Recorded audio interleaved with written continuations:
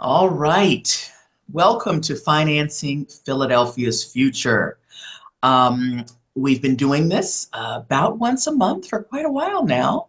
And today our guest is Ellen Brown. I'll do a short bio of her, but let's go back to the last screen and just give folks a little guidance on how to watch. So set your screen to speaker view. That's the best way to watch by using the icon that's usually at the top right of your screen.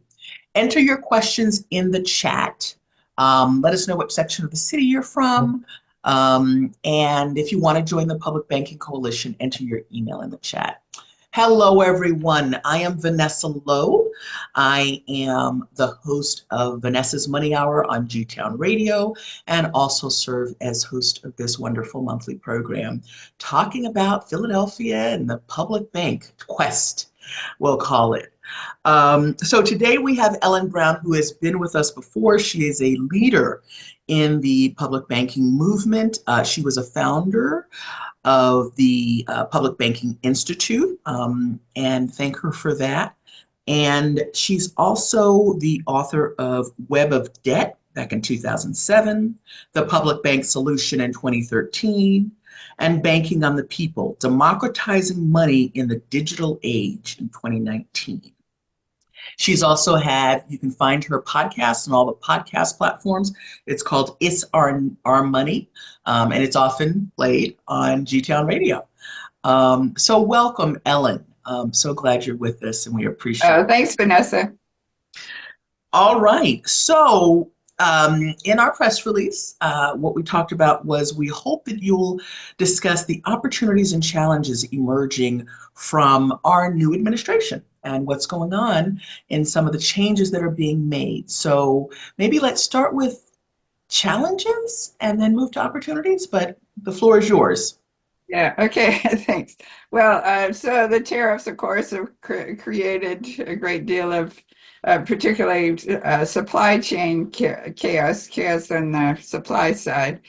And but I would say that the high interest rates started it.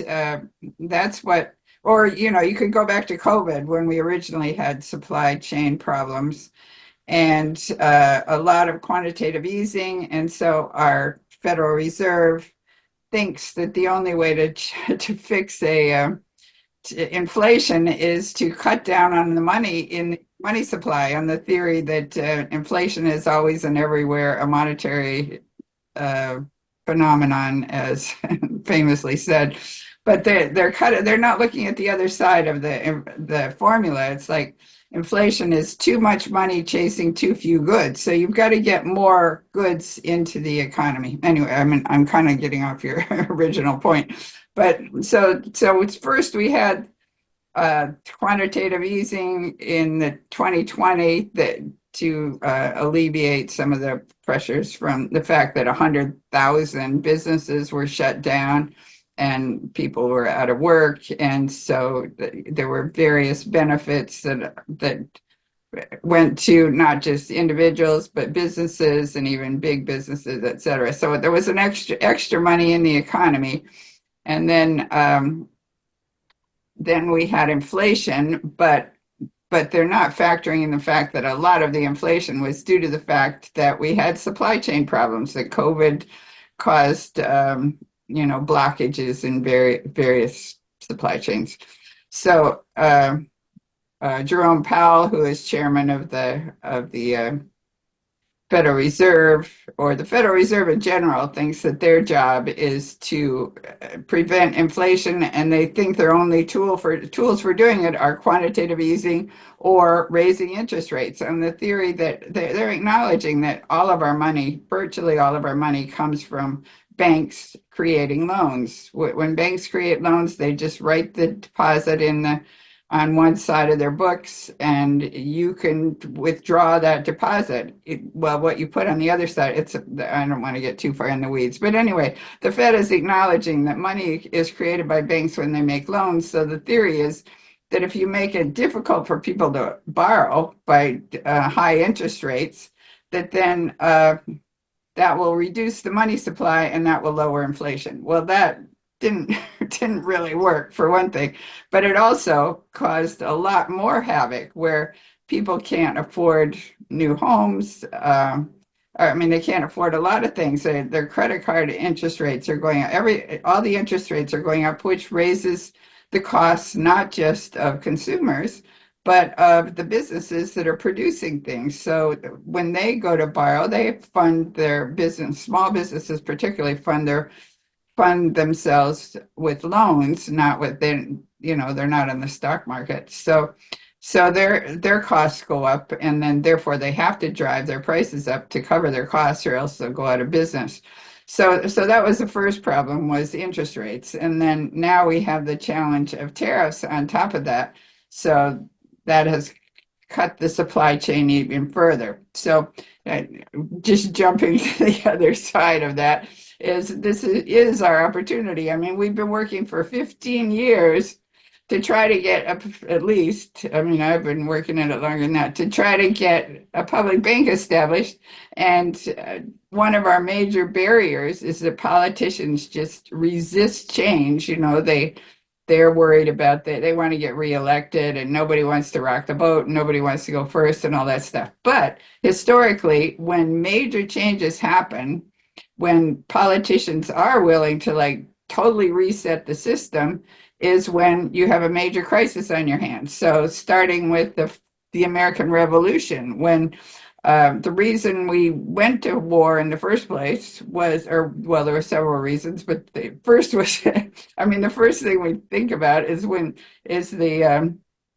the tax on tea, the Boston Tea Party. What we think of as starting the revolution, which was actually a tariff. It was a tax imposed on our imported tea from England. Well, I don't want to get too far in the weeds here, but anyway, there was that.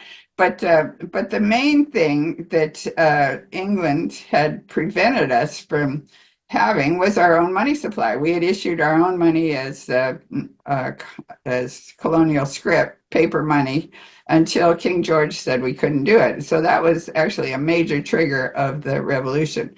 So there we were. We won the revolution, but we had no money.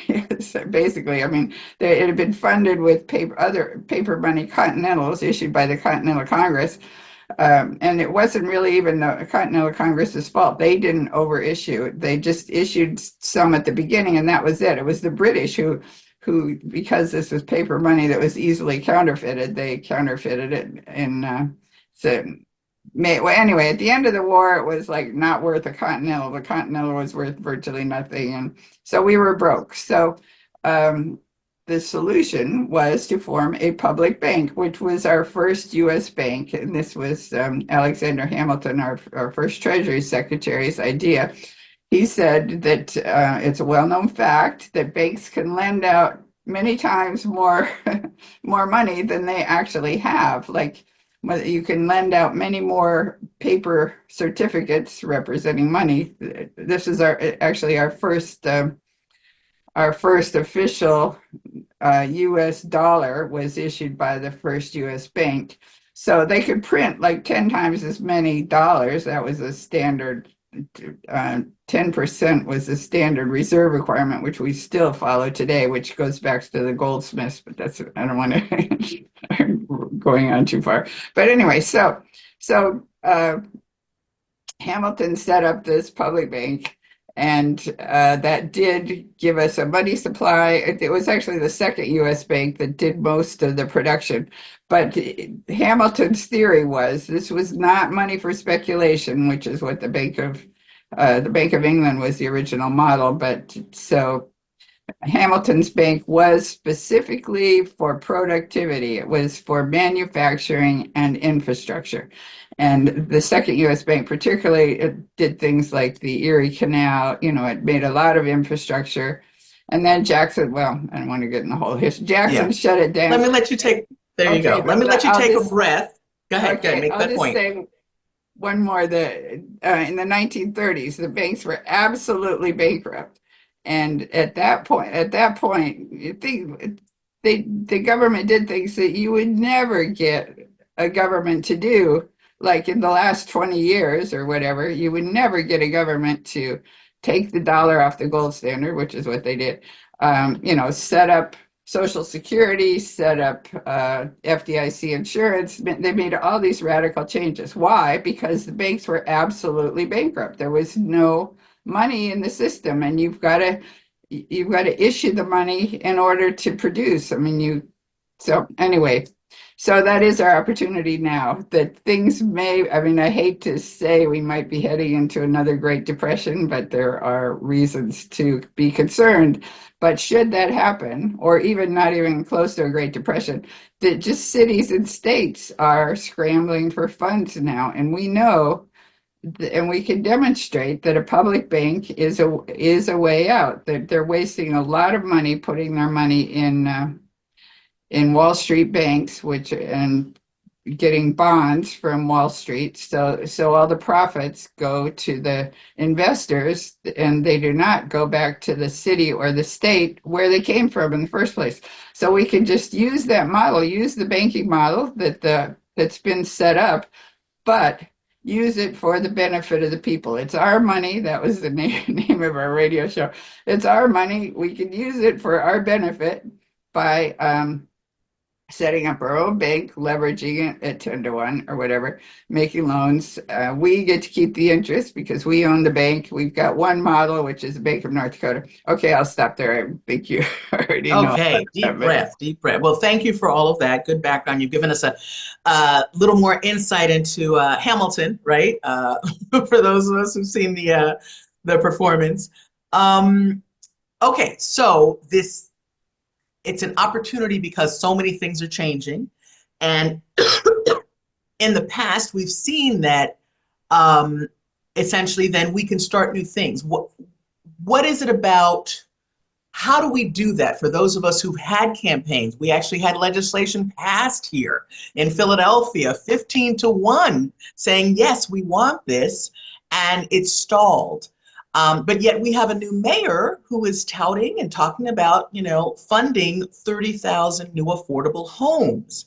And, the articles are coming out about like, yep, we're going to do these bonds. And it's like, Walt McCree was here last month and talked about, it would be so much better if we did it with a public bank or something that is not going to the bond market, right? That's a very expensive model for doing that. So how do we take advantage of this moment of some of it is chaos, right? And so what are those of us who have active campaigns? What are some of the things we can do to really take advantage of the moment?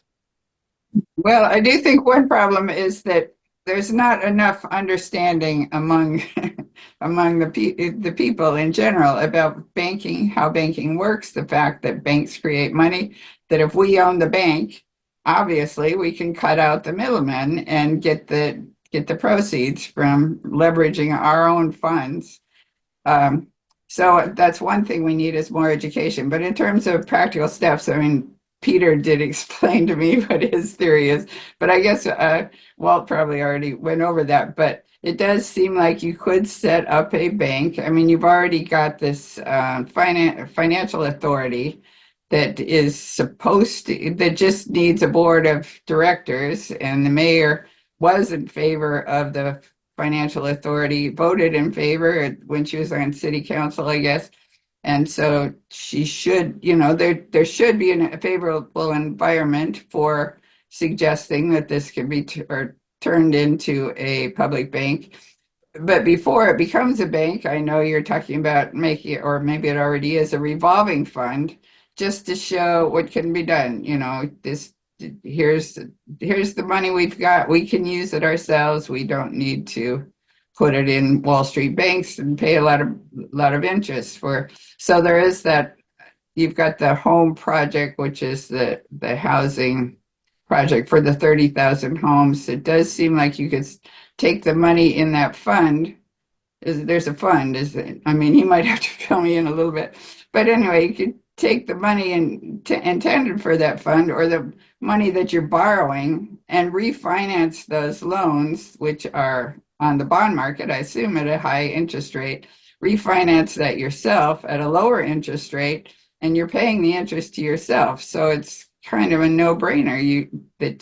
I mean, the basic thing that people don't get, and even politicians don't get, is that money is created by banks when they make loans. If we put our money in our own bank, leverage it ourselves, we can make many times more that sum in credit, which can then build all sorts of, go into infrastructure. I mean, to make sure it's focused. In this case, it would be focused towards homes, which are definitely productive, a productive purpose. And then the revenue from the thing that you build with that money that you create as credit goes back to the bank and goes back to the city or the state. Um, so that's the model. We've seen that it works brilliantly well in North Dakota, where they've had an average return on investment all through this century of 20%, which is quite good. I mean, it's better than JP Morgan Chase, et cetera. So, it's definitely it's worked out profitably, but also they've achieved a lot. They've built a lot. They've built a lot of infrastructure. Anyway, they return a fair amount to the government every year. So there's And that they've for got yeah. Okay. and they've got a great student loan program. That's one of my favorite things. Is, yeah. So I'm going to turn it to Peter. Peter, any questions? And you're muted right now, Peter. Yeah, There you go. thank you, Vanessa. Um, Ellen, in Philadelphia, we're a sanctuary city, and our district attorney, Larry Krasner, is running for re-election. And as part of what he says on his campaign trail is that the city is going to enforce its laws that include laws that could affect the activities of ICE if they endanger a child, if they uh, kidnap somebody off the street without the due process and so forth. And the Trump administration yesterday said that they were going to insist that municipalities like Philadelphia, sanctuary cities like Philadelphia, cooperate with ICE, or else. And the or else is that funding will be withdrawn. So if we're headed in Philadelphia for a showdown between the federal government and the city government, and we're at risk of having our federal funding being cut off. Do you think, as a practical matter, that a public bank could fill in the financing needs of the city and give us autonomy in opposition to that kind of a monetary attack by the federal government? I definitely do. On the North Dakota model, I think one problem might be, I wonder if they'll give us a banking license. You have to be part of the banking system, the payment system of the Federal Reserve, which means we need the Feds and we need the Republicans. So I mean, I'd see definitely if you could set up a bank on the model of the Bank of North Dakota, you could definitely fund your own needs. I mean, I don't know how much money the city gets from the. Do you know how much comes from the federal government? I know in California that we have the same problem, that they're threatening to cut off funds. But Two we've done billion. models, we ran models through Grok that we could make $3.5 billion a year with a bank on the Bank of North Dakota model, and that's only using it's not using all the deposits, or not, it's only using a small percentage of the deposits. I think they have like $200 billion in deposits. So the Bank of North Dakota is not a member of the Federal Reserve, but it has a clearing, it has a master account. It can clear through the Federal Reserve System. Do you think that, well, the Fed is independent? Do you think that the Fed would take sides, if you will, and if it's a fight between the federal government and the state or local government? Uh, that's a very good question. I mean, it's not even clear that Powell will remain chairman of the Fed, and there's talk of merging the Fed into the Treasury, which I think would not necessarily be a bad idea. Well, that's another subject, but it should actually be the Treasury that's issuing money, not the not a private central bank whose primary duty is to the private banking sector. And so it's hard to say. I know that they were opposed to crypto banks, and now they've opened up to that. So it sounds like they've gotten more open-minded, but whether they'll be open to public banking when we get all sorts of pressure from JP Morgan and all the big banks not to do it. And of course, they'll be losing the deposits from the state banks. I think that's one major reason for resistance, is that once you let one bank do it, not counting North Dakota, which is grandfathered in, then, I mean, or one state do it, then every state or city will want to do it, and they could take the whole business away from Wall Street. But that is a major issue, and we may have to go to court and sue over it, which we could do if we had if we had a city or state that was willing to fund the lawsuit. Do you think that that's a major impediment to public banking? That if we open the door and we step through, if that happens in Philadelphia or New Mexico or wherever there's a public banking movement, that since it is everybody takes a look and say, well, if they can do it, we can do it, that it would uh, create a problem for control of the money supply and be a policy crisis, that we would create a crisis rather than solve it. That's the crisis I would like to see.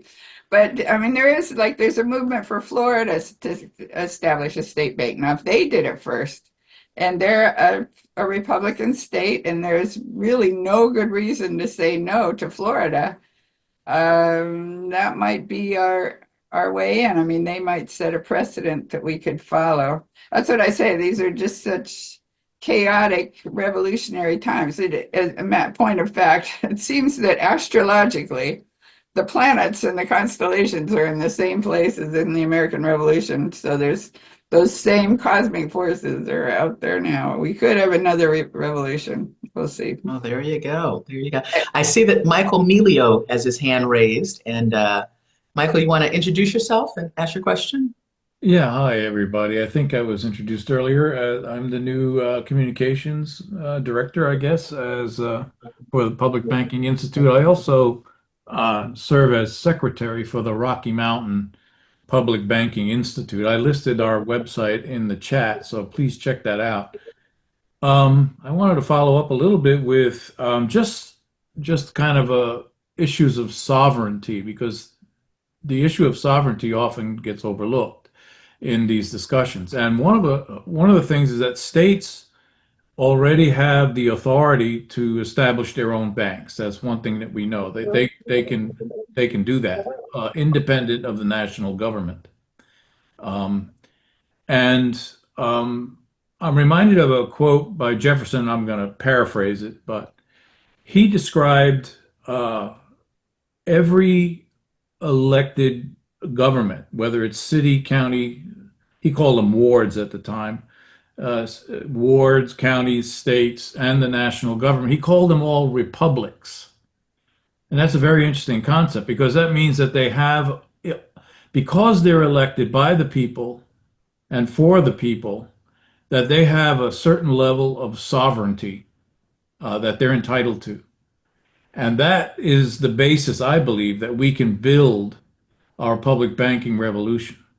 And by insisting that as a sovereign government representing the people of their jurisdiction, cities, counties, and states have already inherently the authority to establish their own banks. Moreover, they're already receiving the tax funds of the American people.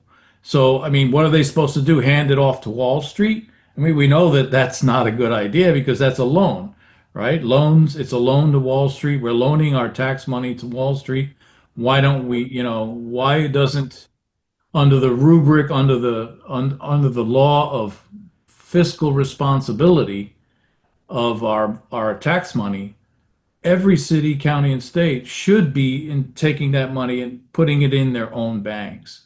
So I wanted to add that to the picture, because I think it's a very important ingredient and it's local sovereignty. It comes out in California as charter banks or charter cities, in Colorado as home rule.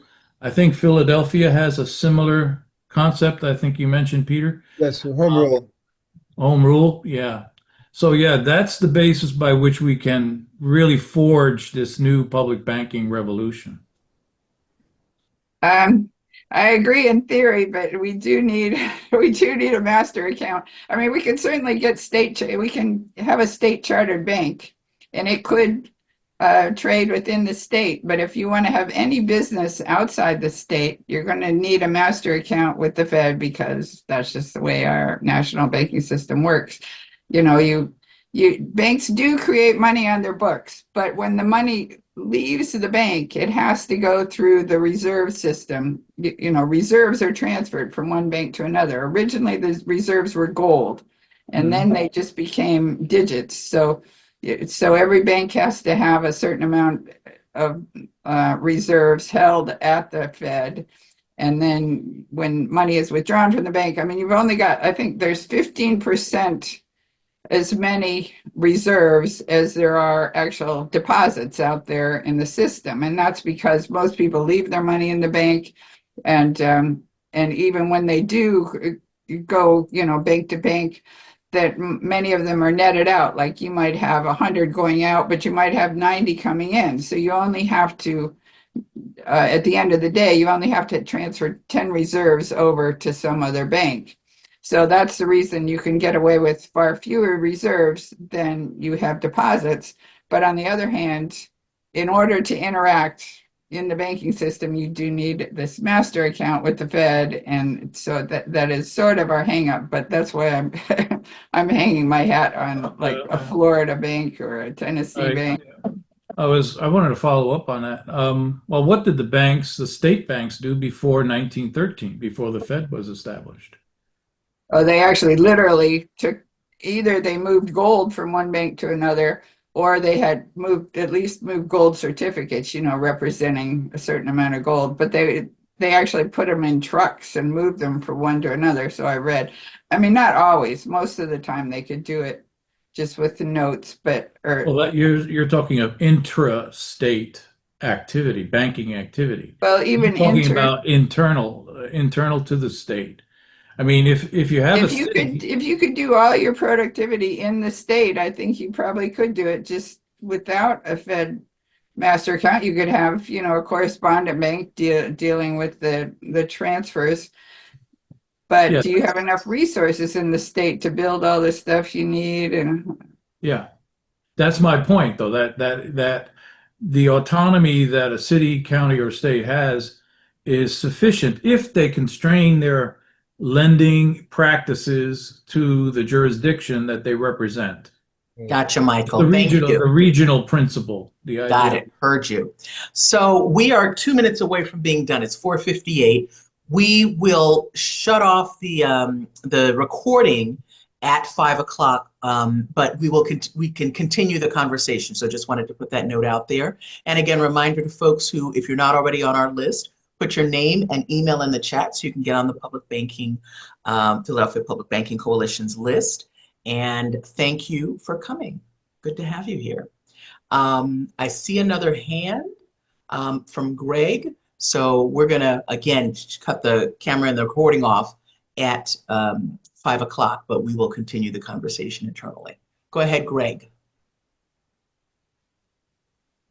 You're muted, Greg.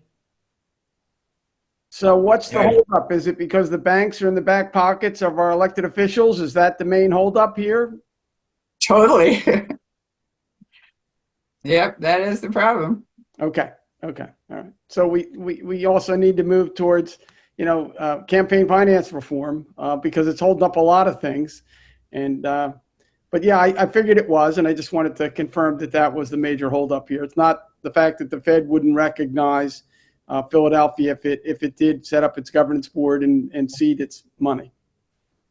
Well, it might. We don't know. In California, the Oakland group thinks that they can get a Fed master account, so we'll see. but that is a holdup at the federal level. But we might be getting a new chairman. We might be getting a new Fed board, and we might get a lot of changes in the Federal Reserve. We don't know. That's why it's kind of pretty interesting times. Crises times are interesting times. And like you said, opportunity times. Yeah. Yeah.